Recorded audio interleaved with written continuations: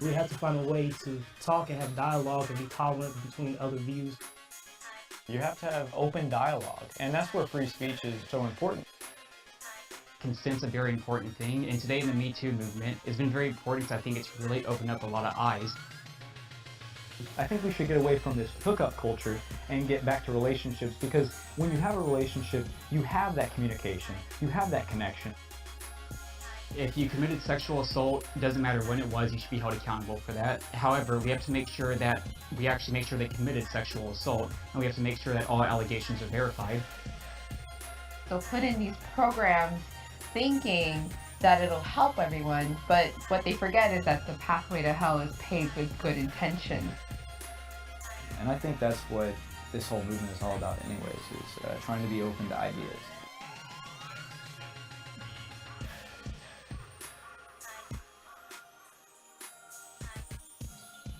Welcome to the Liberty Talks podcast with John Douglas and Matt Travis. Today we'll be talking about how the Senate compromise bill has failed, why it failed. We'll also be talking about the new breaking news that the Jussie Smollett case might have been a hoax. So Matt, let's just jump right into it. So basically what's happened is the Senate bill that was meant to give Trump about $1 billion in border wall funding, eliminate a bunch of beds for illegal immigrants who are felons. It did a lot of crappy stuff. It's hard to get into it because the Democrats released a 1,000-page bill at the night. I've been hearing some really awful things about the bill, though. So what do you think about that? Well, I think best case scenario, we're not getting efficient funding for a wall. That's best case scenario if everything else is great. But I haven't read too much into the bill. I kind of just figured it was going to pass, so I was just waiting to see what was going to happen before I looked into it at all, because can't do anything about it at this point. but yeah, I don't think that $1.5 billion for the wall. And I know that you said earlier you were listing off some of the people who some of the Republicans who decided not to support the bill. I think Ted Cruz was on that list, Rand Paul, if I remember right. Who else was on that list? Yeah, so I have the entire list here. So there was the 11 Republicans that actually voted no on it, and it's the usual suspects who we all love. Senator Braun, Senator Cotton, Senator Cruz, Hawley, Inhofe, I don't know how to pronounce that one, Mike Lee, Rand Paul, Marco Rubio, Ben Sass, Tom Scott, I think Tom Scott, South Carolina, I think it's his name. So that's great. I mean, to be honest. Toomey, yeah. Oh, sorry. To be honest, that's kind of like I'm kind of happy about this now. Yeah, me too. I mean, it was a terrible bill to begin with. Yeah, and I thought those guys, even those guys, were going to cave on this. They were just going to be like, all right, we're going to get 1.5 billion and move on. I thought that was, going to be the thing, and then they were going to go fight for something else. Yeah, I agree. I thought that was going to be the thing too, and that was really going to suck because this bill actually gives less border wall funding than the original bill the Democrats proposed before the government shutdown ever happened. Yeah. So it was a really bad deal. And just so everyone knows, the Democrats who voted no on it is Cory Booker, Senator Kirsten Gillibrand, Kamala Harris, Senator Markey, and Senator Elizabeth Warren. So pretty much everyone running for president, which if all 100 Democrat, if all I think 46 Democratic senators voted no on it, they'll still all be running for president. So, it was a garbage bill in the first place, and I'm glad to see that it is gone. However, the implications that this has now is it looks like the national emergency is coming, and I know there's something me and you agree on, that the national emergency is something we're both not really comfortable with. Can you explain why? Yeah, my thing is that I don't think it's constitutional for the same reason that I opposed Obama's Dreamer deal. It's just an overreach. It's just a federal overreach, and it's going to set precedent that's going to be used against us later in time. And by used against us, I don't even know if I should say used against us as in the Republican Party, but just used against us as Americans. Yeah, I totally agree. The problem is I don't think it's constitutional. For there to be a national emergency, what we actually have to do is there has to be a problem that Congress does not have enough time to convene on and make a decision. And the border is a crisis. I don't think it's a national emergency because we've been talking about this for 6 months now.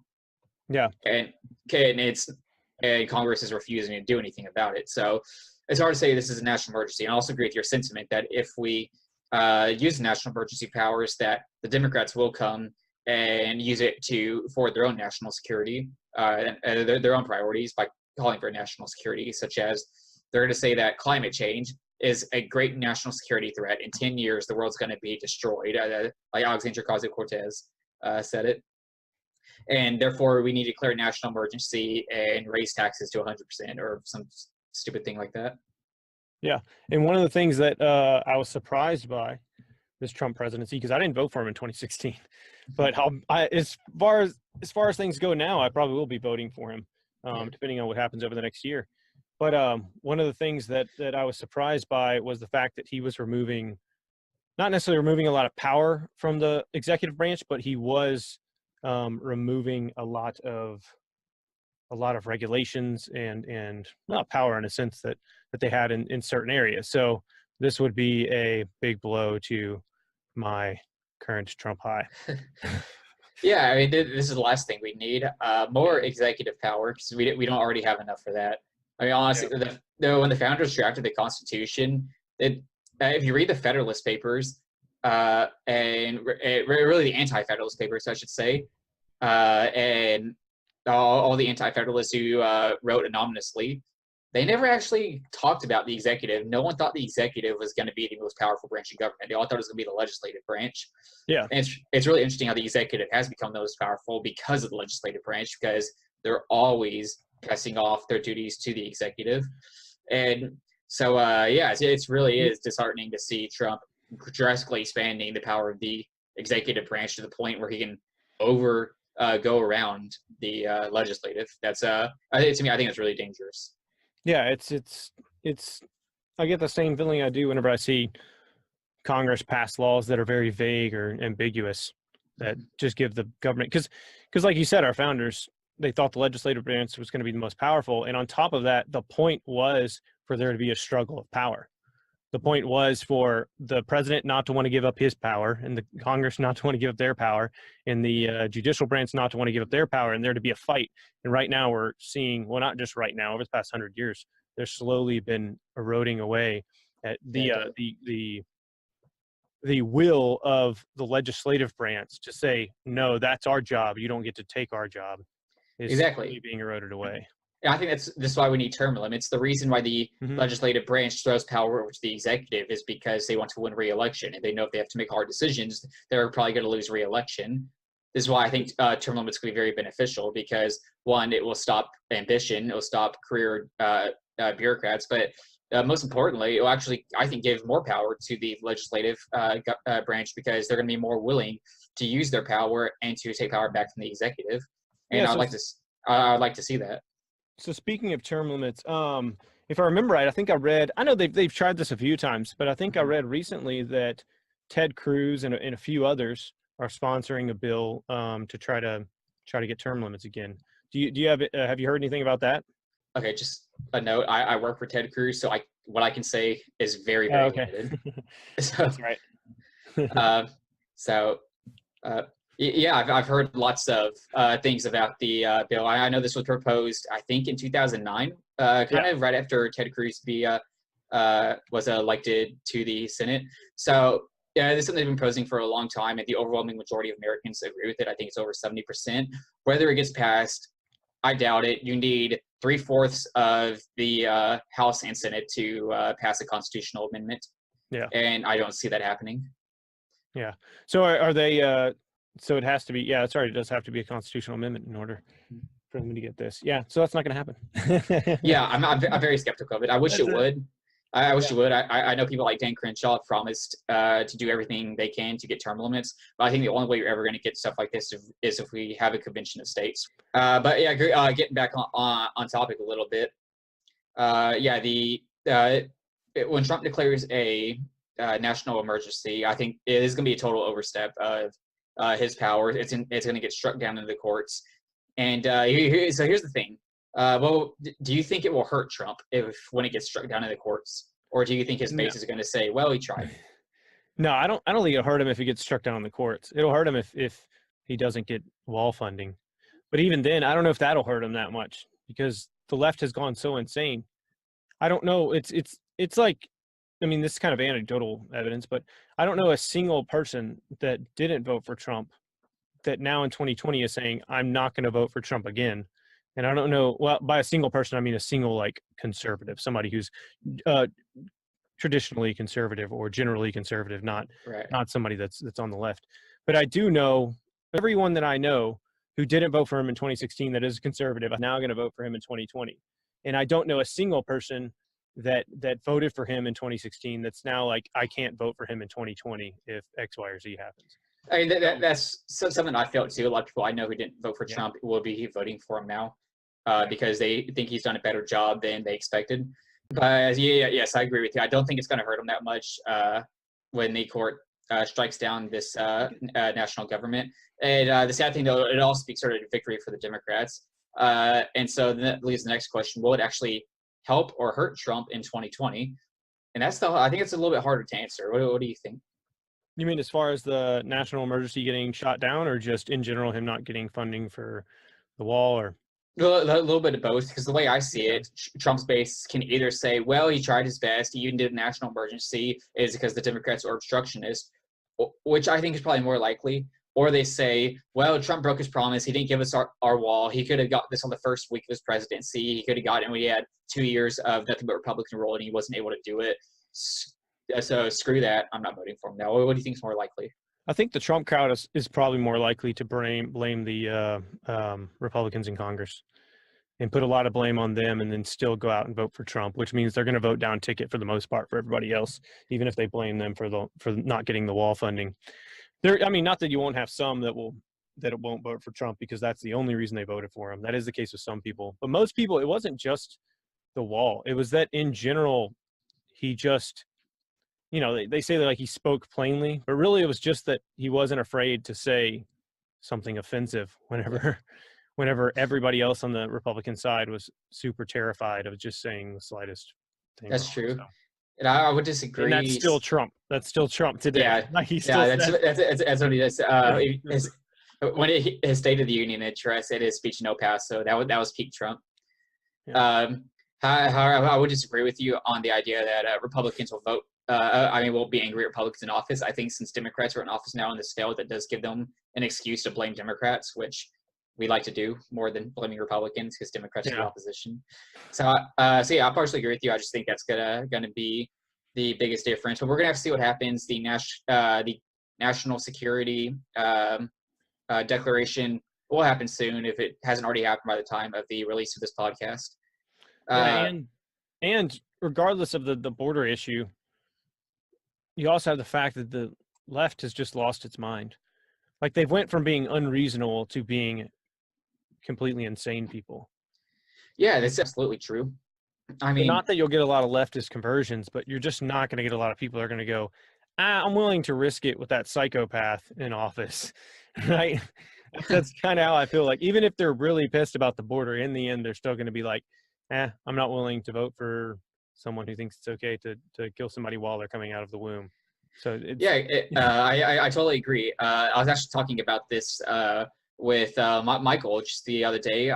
When I said in the past few weeks, Democrats have embraced infanticide, abortion until dilation, abolishing airplanes and privately owned cars, killing farting cows, ending all fossil fuels, paying people unwilling to work, and anti-Semitism. Yeah. So, but that's a short list too. Yeah, exactly. But obviously, what the problem was Republicans pouncing. That was kind of the topic of our last podcast. But you're absolutely right. Democrats have gone absolutely crazy. And there was actually a new poll that came out recently that showed that Trump is pretty much dead even with Kamala Harris, which is really interesting, especially because no one knows who Kamala Harris is. So Trump's dead even with her. Just wait till the debates when everything comes out about her, how she was smoking pot, listening to Tupac 3 years before Tupac ever released his first album. Mm-hmm. and incarcerating people for smoking pot. You can't make this stuff up. I know, and she incarcerated people for smoking pot, and she wanted to keep people in prison to use as a slave force to fight to fight wildfires. So you're absolutely right. Democrats have gone completely crazy, and the polls are showing that it's really off-putting to a lot of Americans. Yeah. And speaking of off-putting to a lot of Americans, I would say lying is usually pretty off-putting, right? Yeah. Well, There's no concrete details as of yet, but everyone who doesn't know, there's a man named Jussie Smollett who's on a TV show called Empire, pretty much an all-black cast TV show with a real big black audience. And Jussie So Smollett. a lot of MAGA supporters watch that show, right? Yeah, of course. That's like everyone in the Rust Belt states and the the South. Every and, MAGA guy knows who he is. Every MAGA guy in Chicago is like, "Hey, that's Jesse." Exactly. And so as we all know, Jussie Smollett really popular amongst the MAGA crowd. And for the people who don't know, one freezing night in Chicago, he was walking down the streets in negative 30 degrees temperature, eating a Subway, when suddenly two awful white MAGA capped dudes jumped from the shadows in negative 30 degree weather at 6 o'clock a.m. in Chicago, wrapped a noose around his neck, so he claims, or I say allegedly, wrapped a noose around his neck, poured bleach on him, and said this is MAGA country, and called him derogatory names for black people and for gay people, because Jussie Smollett's also gay. And so that's the whole story after like 4 days. Mm-hmm. But let's go back a little bit. Like, what did he actually tell the cops? Yeah, so this is totally evidence that this is a legit case. So first what happens is the cops start reviewing the camera footage of him, and they notice that first you got Jussie Smollett just walking around eating a Subway sandwich, and then he disappears for like a minute, and then he comes out with bleach over him and a noose around his neck, still eating his Subway sandwich. Oh. And don't forget, they also claimed that his ribs were broken too, but he's still eating his Subway sandwich.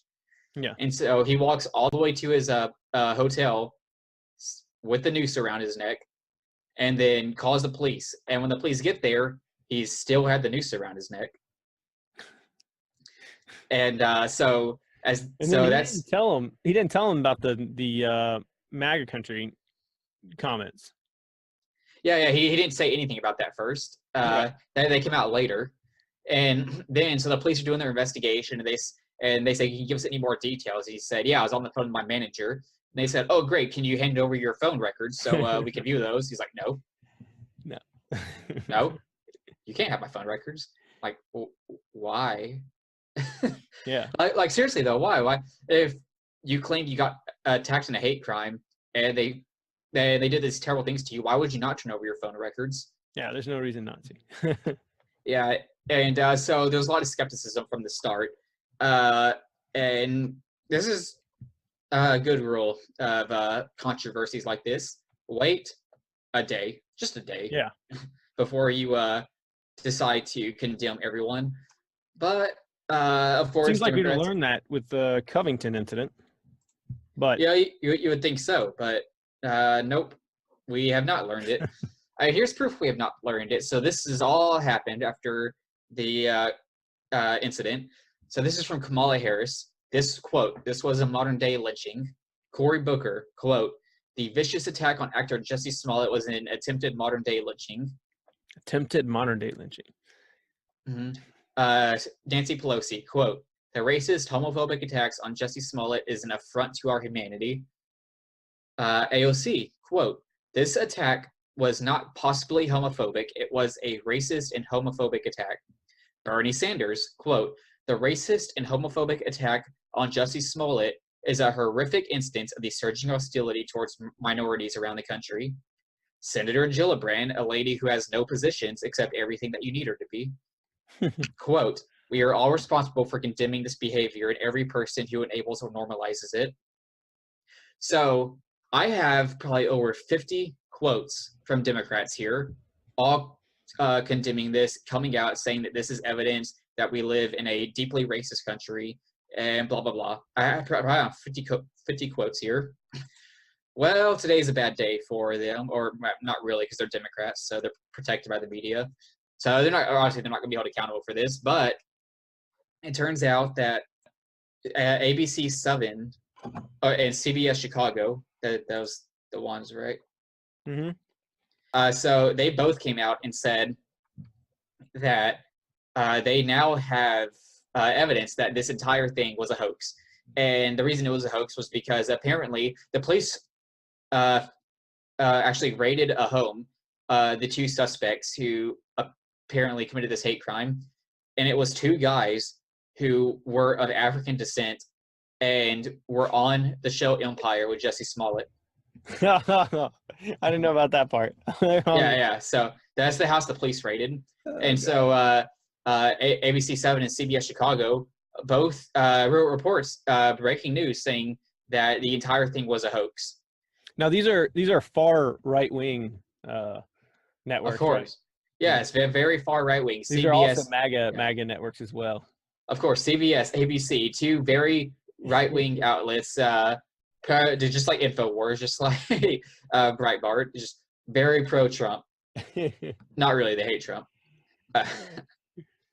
So they came out and said this. Now, Matt and I, we're not going to make the same mistake. We're still going to wait till the facts come out a little bit, because the police, the Chicago police, have still said that their investigation is ongoing and they refuse to report. And they actually said that it was not true, that it was a hoax. Now, I think skepticism that is required because, one, if the police come out and say the entire thing was a hoax, they're going to get torn apart by the left. Don't forget, the left already hates police officers. Yeah, they have zero incentive. Yeah, exactly. So they're going to get just ripped up and down. So one, they don't have any incentives to prosecute Jussie Smollett if this is true. And at the same time, it is an ongoing investigation, and cops aren't allowed to comment on ongoing investigations. But as Matt, you made the point before the podcast that CBS and ABC are not right-wing news outlets. And here's the thing about left-wing news outlets: they do get it wrong sometimes. However, the only time they ever get it wrong is when it hurts Republicans. Yeah, that's the only time they ever get it wrong. So if it hurts Democrats, they would never get it wrong. Usually, they just won't report it. But if it hurts Democrats, like they mistakenly report something, they have to retract it. I've never seen a retraction that actually hurt Democrats. So that leads me to believe that there is, I think there is a lot of solid evidence this entire thing was staged, and I think the CBS and ABC report from Chicago. Well, yeah, what it comes down to support that. Yeah, what it comes down to is it's just far, far, far more likely that the reports coming out from ABC 7 in Chicago, CBS are legitimate than they are illegitimate, especially considering the extravagant story being told. Exactly. It's the most bizarre series of unlikely events to ever have occurred for somebody to commit a hate crime. First of all, it was like negative 20 degrees outside. Then on top of that, they yelled MAGA country and knew who a guy was that's on a show that's mostly watched by black people. In Chicago, of all places. And they knew he was gay. Does he even play a gay guy on the show? I'm not sure. I don't know. But in MAGA country in Chicago, where 150% of the population voted for Hillary Clinton. Yeah, and I've kept my mouth shut on this up until this point. But now that we have essentially, maybe not even liberal, but definitely not conservative networks, and any network that's just moderate or left of moderate is going to be super cautious about saying something's a hoax hate crime. That's just, and everybody knows that. Even people on the left wouldn't deny that. Everybody is terrified to say that it's a hoax. Yeah, exactly. Because if you say it's a hoax, then the left's going to attack you for saying something true, but also attacking you for saying for basically saying that it's not a problem. They're going to say maybe it was a hoax, but you're denying that the racism is a problem in this country. No, what I'm denying is you pointing to a specific instance of racism and you being wrong every single time. And they're going to say, well, you're just trying to shift the argument when in fact we should be having an argument about racism. They do this every time. It's so disingenuous. Yeah, and so if this comes out to be 100% confirmed that this did not happen, this was definitely a hoax, even if the cops start charging people with the crimes because they're so sure that it was a hoax, the left will still say something along the lines of, well, yeah, it didn't happen, but the overall narrative is true. There is actually a lot of hate crimes going on. It's been increasing since Trump got in office, and yada, yada, yada. Yeah, therefore that makes you a racist for saying it's a hoax, because then you're just trying to say that the that the narrative is wrong, when in fact the narrative is wrong. The United States is not a racist country. The United States is one of the most accepting countries in the history of the planet. And but the left doesn't want to say that, because if they accept that, then that destroys their whole international hierarchy, where we can judge the value of people and their opinions based on how victimized they are by society. Yep. And the other thing I want to talk about. So, by the way, I forgot to mention CBS and ABC. They said that the reason that this was a hoax was because Jussie Smollett was being let go from Empire, and he was angry about it. So I figured I should just throw that in there.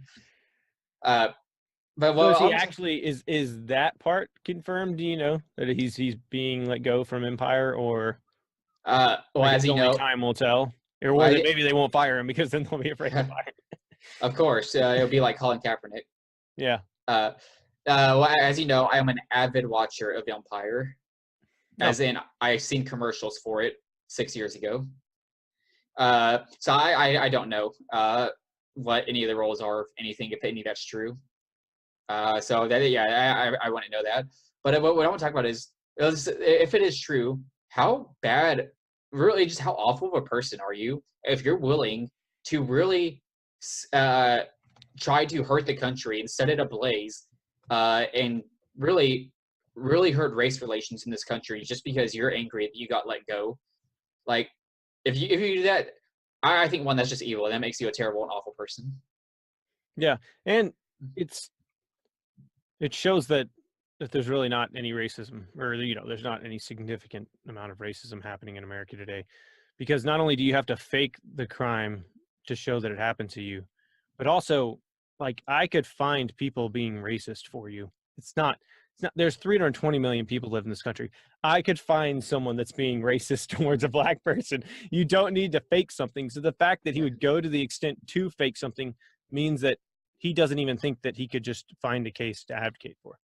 I mean, I would is claim that Democrats are racist towards black people more than anyone, because they have the Yeah. bigotry of soft expectations. Yeah. Because they think the black vote's a guaranteed vote for them, and that they're always going to win over the black community, which is clearly racist, thinking that just because their skin color is black, meaning they're inevitably going to vote Democrat. So yeah, they engage in the bigotry, soft expectations all the time, and then that doesn't even touch on how racist the left is towards white people. Yeah. But that will be a debate for another time with our current climate, probably tomorrow. Yeah. Of course. And speaking, I guess that's a good time to, if you want to go ahead and transition. Speaking of racism, go ahead and transition to Ilhan Omar, which we actually had a kind of a disagreement with this. I think you're more informed on her history than I am. I still don't put a lot of precedent in historic statements when evaluating a single statement that could be a joke. But she had recently said on Twitter, let me go ahead and I'm going to pull it up here. Grin Greenwald tweeted out, GOP leader Kevin McCarthy threatens punishment for Ilhan and Rashida over their criticism of Israel. It's stunning how much time U.S. political leaders spend defending a foreign nation, even if it means attacking free speech rights of Americans. And she, well, for one, I just want to point out that is a complete Republicans pounce story. Yeah. But she retweeted it and said, it's all about the Benjamins, baby. Which I saw this, and this is one of those things where I look at and I'm going, it could be racist, but I just don't like making that claim unless there's actually evidence that the specific statement being made is racist. Right, and lucky for you, I think there is tons of evidence for that. First, let's go over why just saying it's about the Benjamins would be anti-Semitic in of itself. And I don't think we really have to explain this because everyone should know it.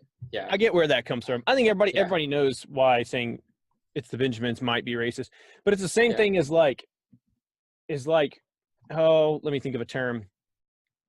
At one point in time, people did use boy as a sense to like demean a black individual, but nobody uses that anymore. Like nobody knows it. So this isn't 100% perfect relatable because people do talk about Jews, having lots of money and stuff like that today. But my point being that if somebody says boy, like it is possible, it's very unlikely, but it's possible that they're Right. trying to be racist. They're trying to, make a racial slur. Or in another sense, in 2008 election, I think people were saying Chicago politics was a racial slur, or was a racial dog whistle, I should say, because it was inferring that, I don't know, because I guess there's black people in Chicago. I don't know, Right. but you get my point. Like there's Yeah. these words that they can be perceived to mean something, but it could just be like an honest, somebody just made a statement. It's all about them Benjamins, and didn't really make that connections. Like as she put, it's all about them Benjamins, and then put somebody's names in 3 parentheses around it. I would be like, all right, yeah, definitely racist. Right. But I'll let you go into some of the reasons why you think that it's reasonable to believe that she meant this in an anti-Semitic way. Yeah, I would actually agree with your sentiment that just because someone says something doesn't mean it might actually be racist or anti-Semitic. However, we actually have evidence to the contrary that Rashida Tlaib is anti-Semitic towards Jews. And so first off, but my first thing I'm pointing out is it's about the Benjamins baby. By itself, she's saying that the only reason Republicans would ever support Israel and Jews is because the Jews have to pay them, which isn't just anti-Semitic. That's just like something a bad person says, that the only reason someone likes you is because you have to pay them to like you. That's bad in and of itself. And then the other thing is that Jews control all the money in the world, therefore they have to buy people off to support them. That's pretty anti-Semitic. But Ilhan Omar has had a history of anti-Semitism. You see, to me, what she says is all about the Benjamins. So it's not dog whistling. That's just her flat out being anti-Semitic. And the reason is because she has had this history. Just 3 weeks ago, she had to apologize for anti-Semitic statements. She said that Israel has hypnotized the world. That's pretty anti-Semitic. Israel is the only Jewish nation on the earth, and everyone around him always wants to kill him. But the biggest thing is, a couple years ago, when she was first starting out in Minnesota, she was still saying all these anti-Semitic things. She was actually on a show. I don't remember what the show was called, but she was on a show where she was joking about how the United States takes too seriously Hezbollah and Al Qaeda, and so this really scared a lot of Jewish leaders in Minnesota. So the Jewish leaders in Minnesota actually had a meeting with her about anti-Semitism and how they feel about it, and they want to talk to her about this. And they said that they came out of that meeting. They had a 2-hour discussion with her, and they came out of that meeting very concerned and shaken by the things they heard in there, what they said.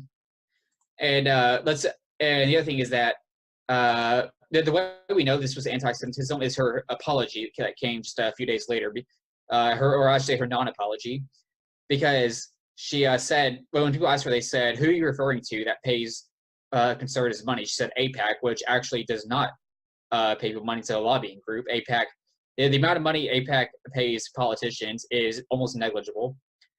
And then in her apology, she said basically, "I apologize for these things I've said. I know now I need to be careful more about my words, and they can be hurtful. At the same time, I'm still concerned about the role that things like AIPAC and the NRA is having on our politics.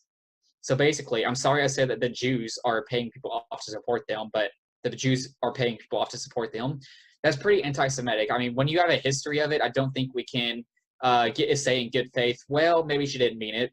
And let's just compare this like Steve King. Steve King got ripped up and down by the left and the right for saying things that could be construed as racist. And they censored him for it, and now he's gone. And rightfully so, he should be gone. What Ilhan Omar said is way worse than what Steve King said. But since she's a Democrat, she's not going to get away with it, because the Democratic Party engages anti-Semitism all the time now. And that's because Jews are not sufficiently victimized enough in American society for them to rank higher on the intersectionality scale, which is why the Democrats don't care about anti-Semitism amongst their own ranks, which is why we have people like Rashida Tlaib and Ilhan Omar able to stay there, and Ilhan Omar is able to stay as an actual committee member on the Committee of Foreign Affairs. And you have people like AOC talking to rabid anti-Semite Jeremy Corbyn, who's been purging Jews from the Labour Party in England. But anyway, so I don't doubt that she might be anti-Semitic. I guess in and of course, like taking into context, what people have said in the past is definitely part of understanding if they are anti-Semitic. But I guess one of the reasons that I'm just cautious about it is because of circumstances like Steve King, because he said something along the lines of white supremacist, white nationalist, Western civilization. When did that become offensive? And in the way that it was quoted in the Washington Times, my assumption is that whenever he said that, he was separating those concepts. Like he was answering a question and he was saying white supremacist, white nationalist, and then there was like a pause in his statement.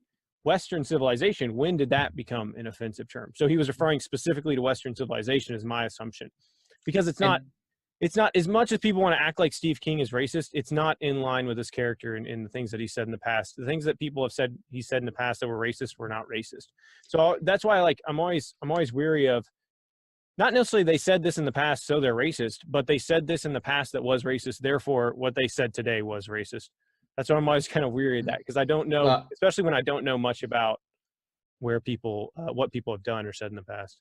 Well, I mean, in the past, Steve King would say something that could be construed as racist, or construed as someone just saying stupid things.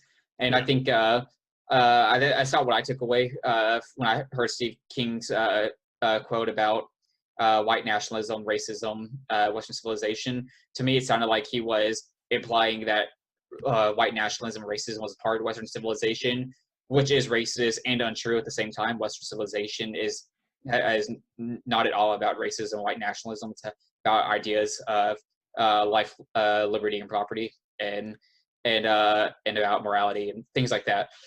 So I thought after that, to me, there was no question that what he said was racist, and everything he said previously could now be much more easily interpreted as racist after saying that.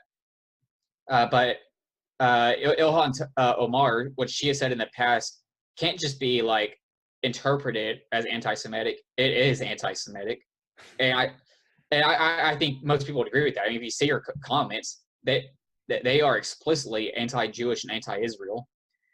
So I hate how the Democrats are just going to give her a pass, though, since she's a Democrat and she's a woman who happens to be Muslim. I mean, that's the biggest reason she's able to get away with it, because she's a fresh new face and she's ranked high up on the intersectional scale, which is why this is a non-issue for Democrats. This is why they don't care, and they don't care at the expense of Jews. Yeah, of course. It's all a farce. Their stand against racism and against anti-Semitism, it's all just a farce. That's just identity politics. That's what they do. That's how they win elections. Right. And what's really insulting about the Democrats have done is they actually put this lady on the Committee of Foreign Affairs. Now, Ilhan Omar knows nothing about foreign affairs, and she definitely knows nothing about American history in Latin America. She starts talking about El Salvador and how the United States supported a dictatorship when at the time the Soviet Union was trying to implement a communist dictatorship. Now, I'm going to come out and say right now, the U.S. hasn't always done good things in Central America. We've bombed the hell out of Honduras before, and I can't remember if Nicaragua. I can't remember which one. I think Nicaragua was the one, the Sandinistas, which we took the Sandinistas out of power, but they were communists anyways during the Cold War, so we couldn't have another communist nation like Cuba at our doorstep. Yes, we have done bad things in Central America and South America. But the thing is that I actually know the history behind that. But I'm not on the Foreign Affairs Committee, one, because I'm not elected, and two, I don't even know if they'll put me. Ilhan Omar knows nothing about any of this. She knows nothing about Latin American history and American history in Latin America. So she's on the House Foreign Affairs Committee, and she just starts grilling Elliot Abrams, Elliot Abrams was the Venezuela envoy, and basically, you just gotta listen to this video. It's so bad, because this really shows the type of person that Omar is, because she's trying to defend the Maduro regime, and she doesn't like that Elliot Abrams is against Maduro and that he was part of the Reagan administration and helped in these CIA coups in Central America. Now listen to what she says, and I have many comments about this. I have much I want to pounce about. Thank you for your participation. On February 8th, 1982, you testified before the Senate Foreign Relations Committee about U.S. policy in El Salvador. In that hearing, you dismissed as communist propaganda report about the massacre of El Mozote, in which more than 800 civilians, including children as young as 2 years old, were brutally murdered by U.S. trained troops. During that massacre, some of those troops bragged about raping a 12-year-old girl before they killed them. Girls before they killed them. You later said that the U.S. policy in El Salvador was a fabulous achievement. Yes or no, do you still think so? From the day that President Duarte was elected in a free election to this day, El Salvador has been a democracy. That's a fabulous achievement. Yes or no, do you think that massacre was a fabulous achievement that happened under our watch? That is a ridiculous question, and I will Yes not or respond no? to it. No. I will Sorry, take- Mr. I will Chairman, take but that as a yes. I am not going to respond to that kind of personal attack, which is not a question. Okay, so Matt, I got a question for you. Yeah, do you think genocide is a good thing? No, genocide is not a good thing. Okay, I'm gonna take that as a yes. Exactly. It's so stupid. So she's trying to grill him, and what she's really doing is making a fool of herself. And the reason she's doing this is because she's trying to paint Elliot Abrams, who she called Adams, throughout the entire thing. Like every time she said his name, she called him Adams for some reason. But she was trying to grill Abrams and basically claim that he supports genocide, so that he can. And then that disqualifies him from being an envoy to Venezuela. And the reason she's doing it is because she wants to prop up the Maduro regime. But the problem is, which, spoiler alert, the Maduro regime massacres its own citizens. Yeah. And starves them to death and makes them eat dogs in the street and has such rationing that you can't even buy a pair of shoes 2 years apart from each other in Venezuela. So yes, Ilhan Omar has a problem with supporting anti-Semitism and genocidal regimes. And like I said earlier, in an actual video, she was laughing and joking about how the United States takes too seriously Hezbollah and Al-Qaeda. So this is not a good person. And to me, it's just how wrong and like disturbing is that she's trying to paint an Elliot Abrams, who is in fact an American patriot who did a lot to stop the Soviet Union. She's trying to paint him as someone who supports genocide because he's against the Maduro regime, which basically engages in killing its own citizens. Yeah, I appreciate. But it's socialist. Yeah, I appreciate his response. Most people don't respond like that. Just I'm not answering your questions because they're so absurd. I mean, in my opinion, of course I don't. Move on. Yeah, of course. In my opinion, if he would have gave her the finger and said "screw you," I would have been like, I'd been clap, like slow clap. That would have gotten from me. Yeah. He doesn't have to respond to that. That is a personal attack, and it is absurd that he would support genocide. And this is the problem with the Democratic Party now. This is mainly the more radical side of the Democratic Party. Their embrace of socialism is leading them to side with oppressive dictatorships, which keep their people down, which is really bad. Yeah. Oh yeah. And so that's why Elliot Abrams and Ocasio-Cortez and Bernie Sanders, all these Democrats, it's why they're trying to defend the Maduro regime. It's really amazing. The only people in the world who support the Maduro regime is Bolivia, China, Iran, Russia, Alexandria Ocasio-Cortez, Ilhan Omar, and a couple Democrats. Yeah. And this is the problem with intersectionality. It causes you to side with evil people because you want to really put your views out there. It's a problem being too radical. Yeah. Yep, that's what it does. It's the oppressed versus the oppressor. You have to find somebody that's being beaten up, and it can't be the rich guys. It can't be America. Capitalism creates wealth, so capitalism is evil. Therefore, socialism is good. But, Of course. Well, yeah, but yeah, I guess we'll probably wrap it up there. What do you think? yes, sounds good. Thank you so much for listening to the Liberty Talks podcast. We'll be back here next week. I'm John Douglas, and that was Matt Travis.